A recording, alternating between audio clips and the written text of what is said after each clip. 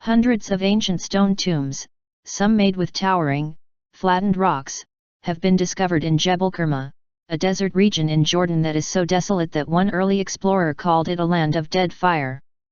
Though an abundance of people once called Jebel Qurma home, its climate is now inhospitable, and very few people live there. Except for a short period in the spring, the whole of this country looks like a dead fire, nothing but cold ashes, wrote Group Capt. Lionel Rees, an officer in the British Royal Air Force, in an article he published in 1929 in the journal Antiquity. Many of the tombs are covered by mounds of stone called cairns, while others are more complex and are called tower tombs. Peter Ackermans and Merel Bruning, both of Leiden University in the Netherlands, wrote in an article published recently in the journal Near Eastern Archaeology. The tombs are located some distance away from ancient settlements where people once lived. While the foci of daily living and domestic activity were in secluded areas at the foot of the basaltic uplands or in the deep valleys through which wadis run, it appears that the preferential areas for the disposal of the dead were on the surrounding high plateaus and the summits of the basalt hills, wrote Ackermans, who leads the Jebel Qurma Archaeological Landscape Project, and Bruning. Tomb robbers have pillaged many of the burials, but archaeologists have been able to retrieve valuable information that provides clues on how human life changed in the region over the course of millennia. The team found evidence suggesting that between the late 3rd millennium BC and the early 1st millennium BC few people lived in Jebel Qurma. For instance, a cemetery that contains about 50 cairns stopped being used around 4,000 years ago. The abandonment of the cemetery and, by association, the places for the corresponding living community seems to have coincided with the wholesale withdrawal from the Jebel Qurma region, Ackermans and Bruning wrote in the journal article.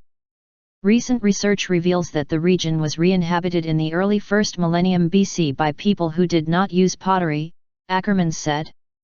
Why people left and then returned to Jebel Qurma about 1,000 years later is a mystery, Ackermans said, adding that climate change is one possible reason for their departure and return.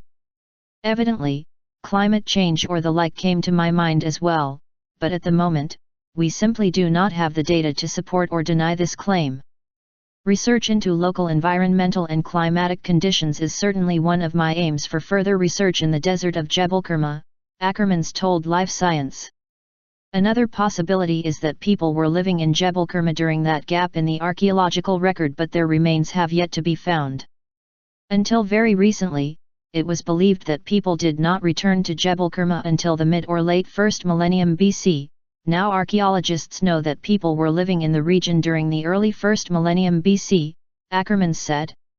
Perhaps people didn't return to Jebel Qurma because they did not leave, Ackermans told Life Science. In the late 1st millennium BC, people living in this desert began building a type of tomb that was larger and harder to construct.